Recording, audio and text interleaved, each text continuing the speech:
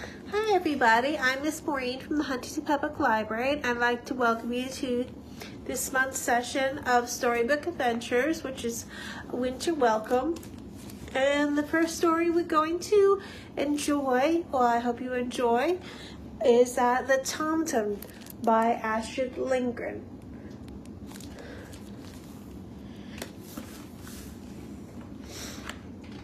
And it's adapted by Astrid Lindgren, but it is actually from a poem by Victor Rydberg.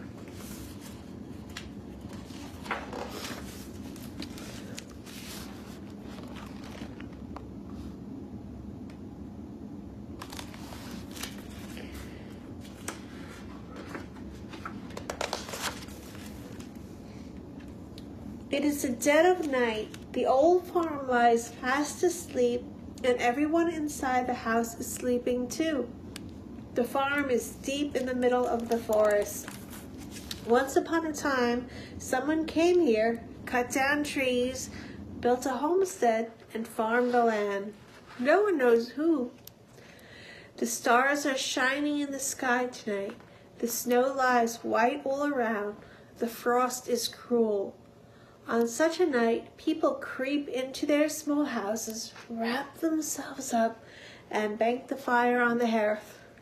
Here is a lonely old farm where everyone is sleeping, all but one.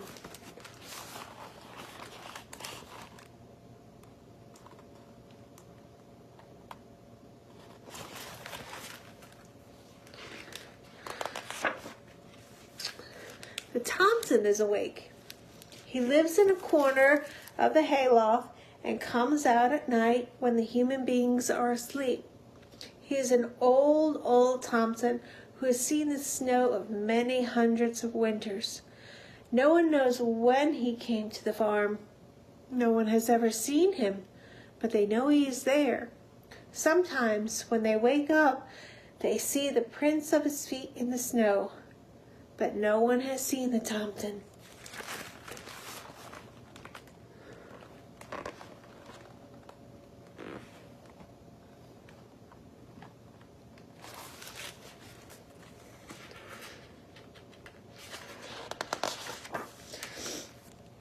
On small, silent feet, the Tomtom moves about in the moonlight. He peeps into the cowshed and stable, storehouse and tool shed. He goes between the buildings, making tracks in the snow.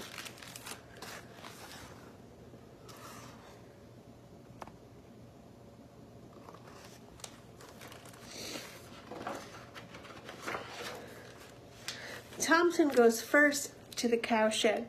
The cows are dreaming that summer is here, and they are grazing in the fields. The Tomtom talks to them in Tomtom language, a silent little language the cows can understand. Winters come and winters go. Summers come and summers go. Soon you can graze in the fields.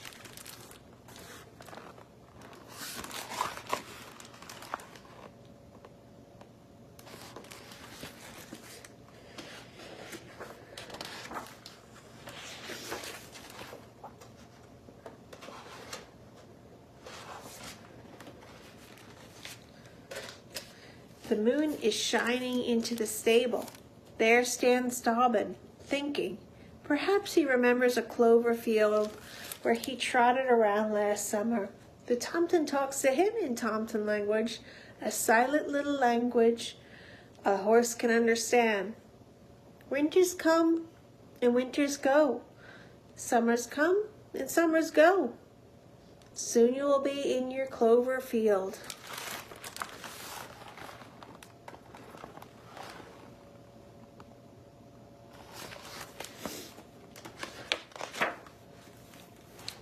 Now all the sheep and lambs are sleeping soundly, but they bleat softly when Tomtom peeps in at the door. He talks to them in Tomtom language, a silent little language the sheep can understand. All my sheep, all my lambs, the night is cold, but your wool is warm, and you have aspen leaves to eat.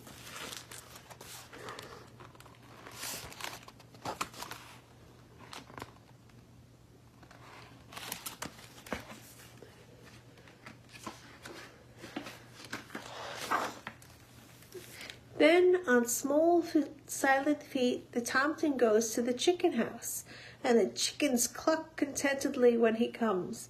He talks to them in Tomtom language, a silent little language chickens can understand.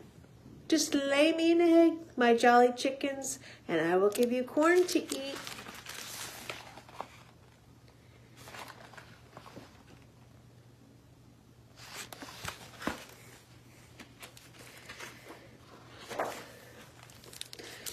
The dog's kennel roof is white with snow, and inside is Caro. Every night he waits for the moment when the Tomtom will come. The Tomtom is his friend, and he talks to Caro in Tomtom language, a silent little language a dog can understand. Caro, my friend, is it cold tonight? Are you cold in the kennel? I'll fetch more straw, and then you can sleep.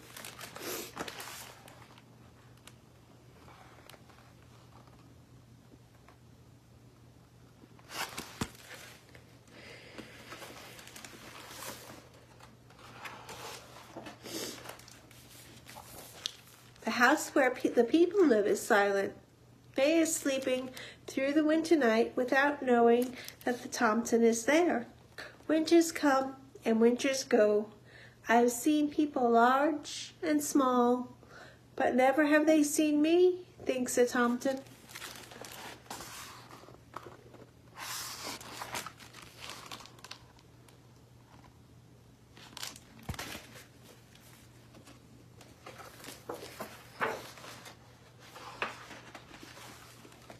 He tiptoes across to the children's cot and stands looking for a long time. If they would only wake up, then I could talk to them in Tomtom language, a silent little language children can understand. But children sleep at night. And away goes the Tomtom on his little feet. In the morning, the children see his tracks, a line of tiny footprints in the snow.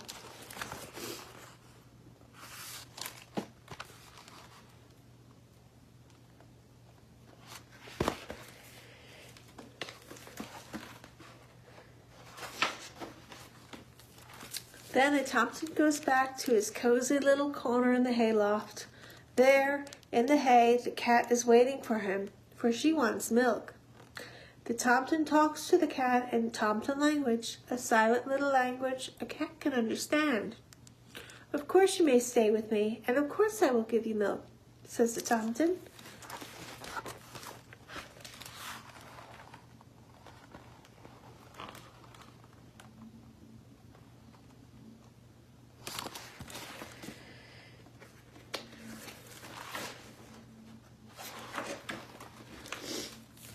Winter is long and dark and cold, and sometimes the Tomtom dreams of summer. Winters come and winters go. Summers come and summers go.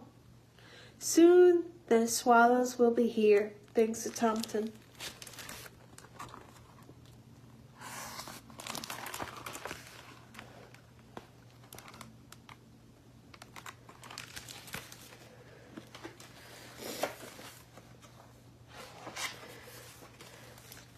But the snow still lies in the deep drifts around the old farm in the forest. The stars shine in the sky. It is biting cold. On such a night, people creep into their small houses and bank the fire on the hearth. Here is a lonely old farm where everyone is as fast asleep, all but one.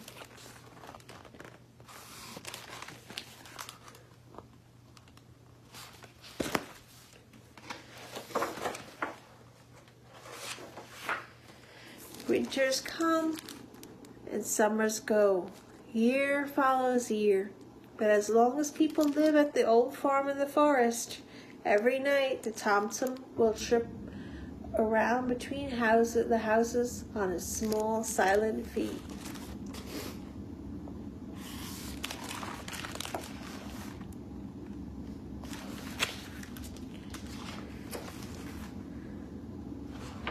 The end. I hope you enjoyed that one. Again, this is the Tomtom. It's retold by Astrid Lindgren. Lindgren. Astrid Lindgren. I don't know why I mispronounced that, but I did. And it is from a poem by Victor Rydberg, and the illustrations were by Harold Weiberg. So I hope you enjoyed that one. And now we're going to go to our next story, which is called The Spirit Trackers. And this is a story by Jean Bordeaux-Wabous, and the illustrations illustrated by Francois Tisdale.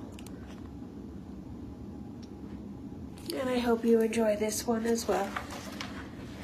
And I do want to say, I hope I do pronounce everything correctly. I am going to I try and remember the correct pronunciation.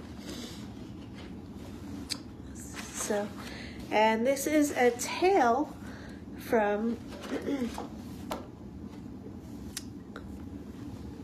okay, here's our second story, The Spirit Trackers, by Jan Bordeaux-Wabous, and illustrated by Francois Tisdale. And I hope you enjoy this one as well. These are Makwazagim tracker shoes, says Uncle. Trackers are in our family. That's what I am, says Tom. A tracker. Me too? Cousin Will nods as Uncle hangs the snowshoes on the shed wall. Our grandfathers walked many trails in their snowshoes during the time of the freezing spirit moon. Their moose hide clothing protected them from the bitter cold. The moose has given much to our people, and that is why we honor the great animal. That is why our family is the Moose Clan.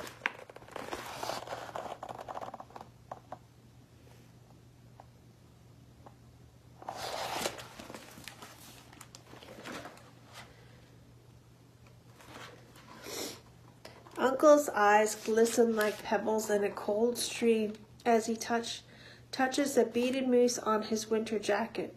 Tom and Will touch the moose on their jackets. Together they speak in a whisper. Uncle, tell us the story of the Windigo. The boys look behind them for something I can't see.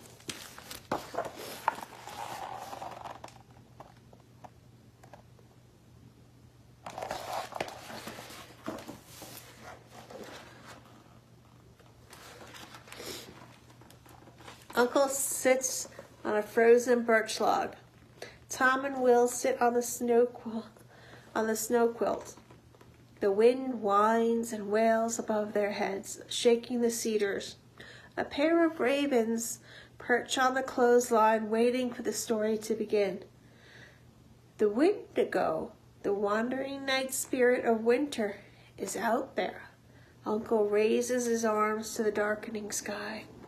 The Windigo is to be feared. It howls long enough to bring fierce blizzards with snow deep enough to bury you. It clouds your eyes and numbs your nose until you cannot breathe. The Windigo will make you lose your way. Uncle's frosty breath hangs in the air, forming ghostly white images. His voice grows louder.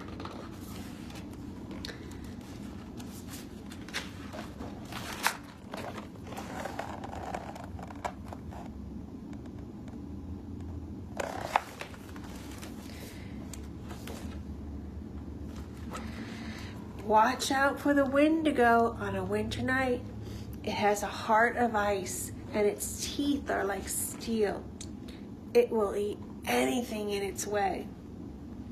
Suddenly, the ravens scream and are gone. Will looks to the house. Tom does too. Uncle continues. Even the best trackers disappear in Windigo's footsteps. Never look into its eyes. Uncle jumps up, throws his head back like a huge bear, and roars with laughter. You can't run from the Windigo.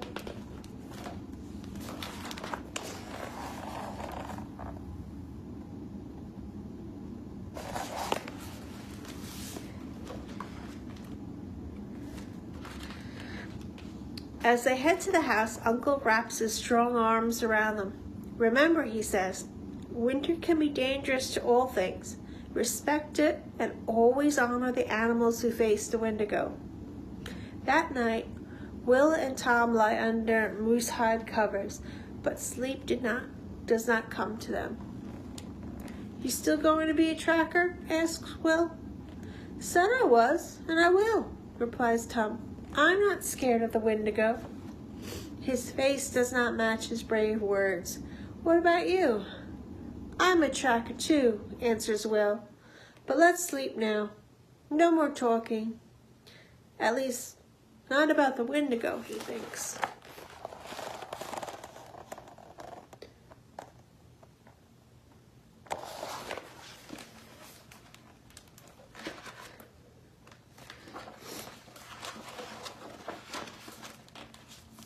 Wake up!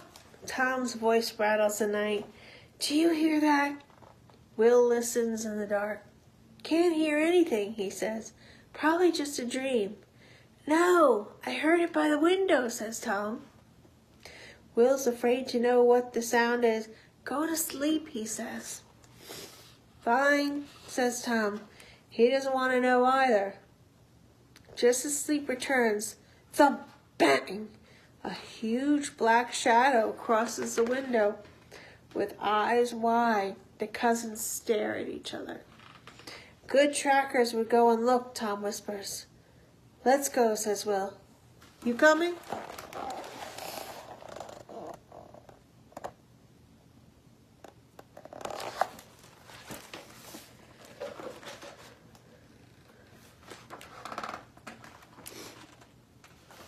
Both boys slink to the window like night hunters. They try to peer out, but there's frost on the glass. Then comes a frightening sound, and the black shadow presses against the pane. The Windigo! The boys run to their bed and burrow under the comfort of their covers.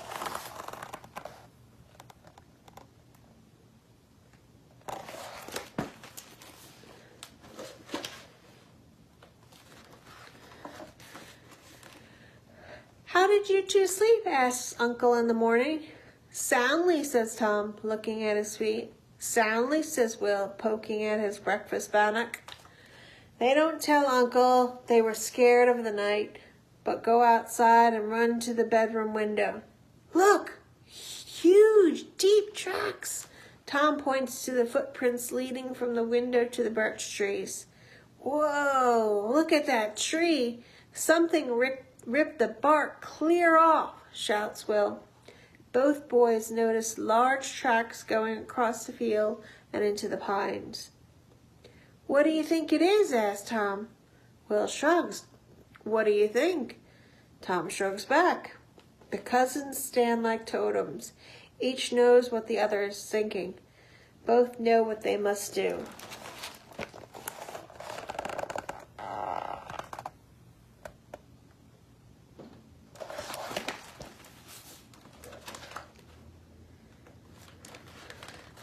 In the shed, Tom and Will strap on their Maquasaugans. Side note, I must apologize for my mispronunciation. I'm trying my best with that word. Okay, back to the story. Who wants to track first? Asked Tom. It's okay if you do, says Will. Chimigawatch. Again, another word I'm trying to not mispronounce. Thanks. But it's okay if you do. You sure? Asked Will, hoping Tom will change his mind. Tom doesn't. The winter winds howls and whips snow in their faces as they go. It stings their eyes and bites their skin, leaving their cheeks red. Wind and snow cover the tracks, making them impossible to follow. Uncle's house is nowhere in sight.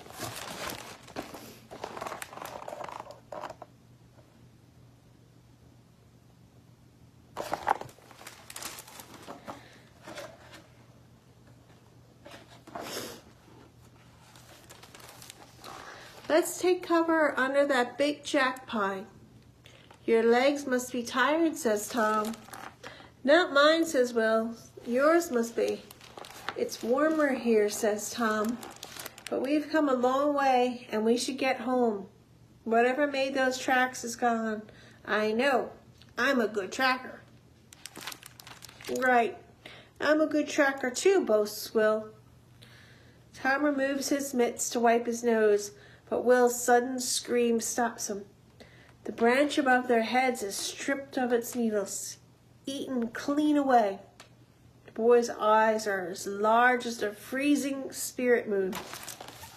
Wandering night spirit, it eats anything in its path. A dark shadow skitters past and is gone. The Windigo, screams Will. It was only a lynx, whispers Tom, but the reassuring words are for himself.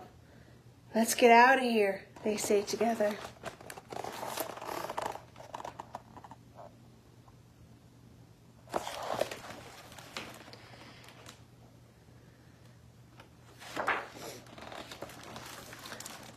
No sooner are the words spoken than a sad cry slices the air like a trapper's knife.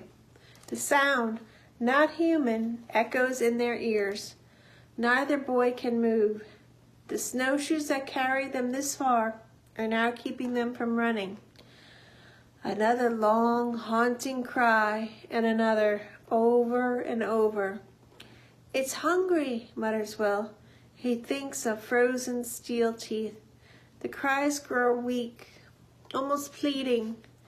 The boys are terrified, but they know what good trackers must do. They edge closer to the sound.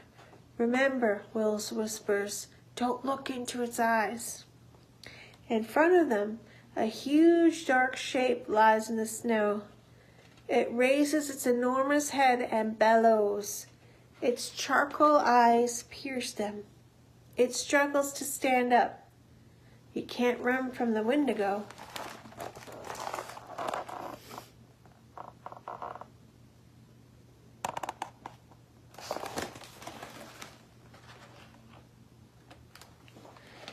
Hot air huffs from the huge nose. Wait, shouts Tom. It's a moose.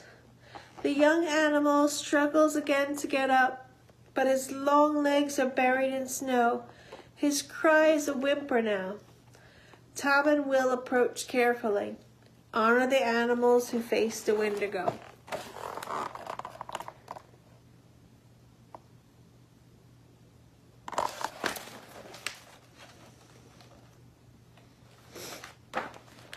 Will and Tom dig frantically.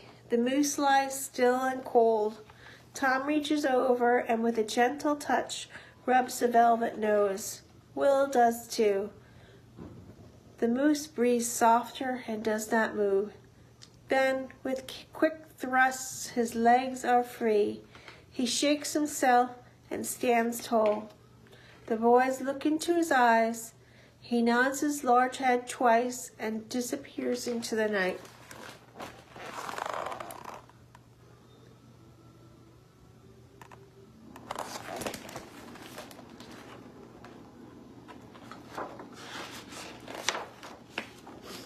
There you are, calls Uncle. It's time for good trackers to come home.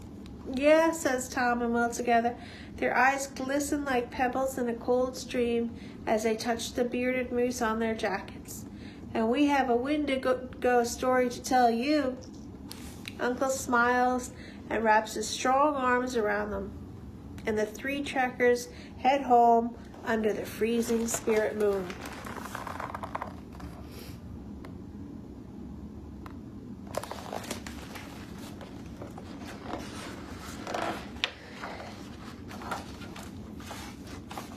Now, the Windigo is known in the minds and lives of the Anishinaabe peoples as it is essential for survival in the North Country winters. There are many stories of the Windigo from native tribes. The Windigo is feared and respected by the Anishinaabe peoples. It is said that the Windigo can transform itself into human or animal shape and can walk on the wind in the icy northern wilderness. Its giant spirit will hunt for native people who are lost in the frozen winter bush. Strange, unexplained sights and sounds come from the dark forest at night. It is the Windigo. Many stories are told to keep children away from the dangers of winter blizzards and to stop them from wandering away. Protection from the Windigo is the strength and love of family. This love is powerful enough to scare the Windigo away and keep you safe. But don't talk of the Windigo before the ice forms, or else. So I hope you enjoyed this book, The Spirit Trackers by Jan Bordeaux-Wabus, and illustrated by Francois Tisdale. Now that's end of our stories, but now we're going to go over and do our craft. So see you in a second. Okay, welcome everybody to my dining room table. So now we're going to start the craft part of this storybook adventures. On my dining room table, I have what you should have in your kit that you picked up. You should have your CD with some fishing line already attached to it. You have your piece of plastic with nice glitter encased inside. You have 2 snowflakes, a snowflake with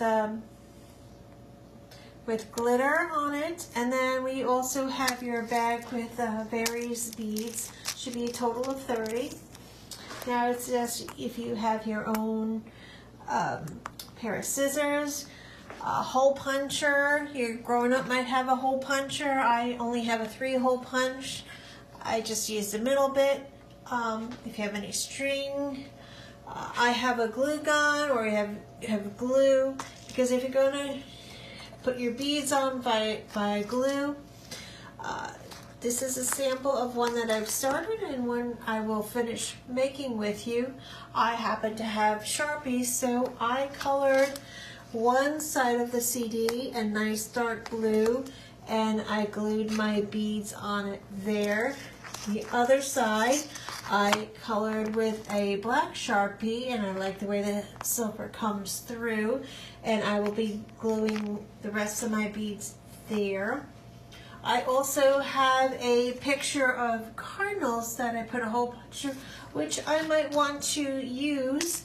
So you may have something, a picture you might want to tie onto your string as well.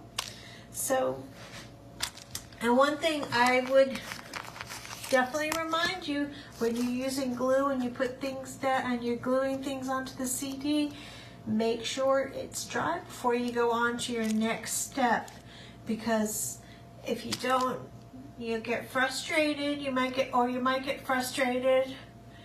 So each step with glue, wait till it's dry before you go to the next one.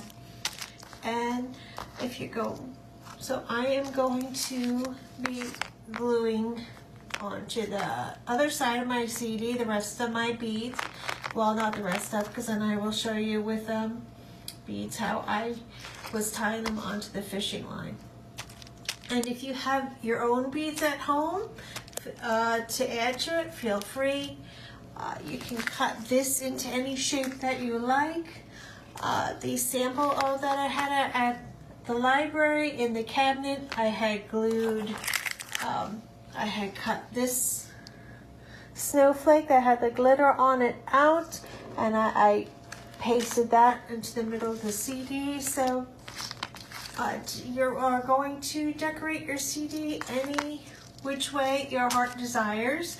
And again, remember to ask your grown-up for help if you need it, especially if it comes to tying or threading the bead through. We'll get to that step as well, or for any glue, scissors.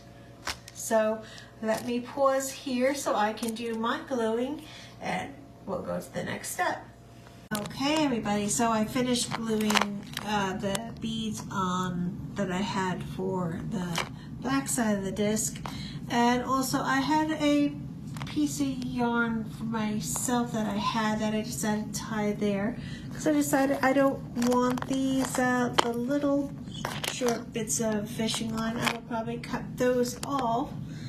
And I've also decided not to use my sparkling snowflake for this one, but I'll be using it for a different one. See how I glued it? It's not the neatest right now, but I kind of like it.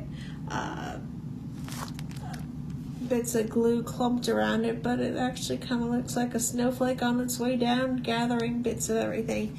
I should let you know, and also let your grown-ups know that when you do cut these bits of snowflakes that have the sparkles in them, when you cut them, the sparkles may fall out, so just so you're aware, you might get glitter in different spots. Same with this square, which I have decided not to use with this one. If you cut the shapes, you may have some glitter that falls in between, and you can fix that with some tape, some clear tape, or if you have you or your grown-up have some duct tape, that'd be fabulous. That would fix it and add another dimension to your piece of art. Now I did cut round circles around my other snowflakes, and I decided to use a light blue Sharpie to trace the parts of the snowflakes, because I think it adds a nice touch for this project. And I punched a hole on 2 different sides because I'm going to string the one thread through, because I'm going to use one snowflake on one side and then bring it through on the other and then tie it. So let me just do that. Let me just and I'll show you when that's done. Bring through one hole and around the other, and now I'm going to tie a little loop here so it'll hang. Okay, and when I do the beads, I will be doing the same thing, because the beads most of the beads have too big holes, so you can't really tie it in, so you're going to have to loop around the bead and then tie it and continue. But when I get to the beads, I will show you that. I looped it, I threaded it, and then I looped it around and did a quick tie, and I'm going to do that with the rest, so I don't have to worry about a knot underneath. Just loop it around. Okay, I'll show you the finished bit in a sec. Okay, and there you have it, everybody. That's the final product. And always at the end of here with the beads, I did do a triple knot just to make sure that that last one doesn't fall off. And I hope you enjoyed making your craft and the stories. And please, please, please send us pictures of your piece of art. I would love to see them. I love seeing everybody's unique pieces of art. You can send photos to the email children@huntlib.org, and please follow us on social media. All right, again, I hope you had fun with the stories. I hope you had fun with this month's Storybook Adventures, and I hope to see you next time. And please, again, send your photos of your completed piece of art. I would love to see them. Take care. Bye-bye.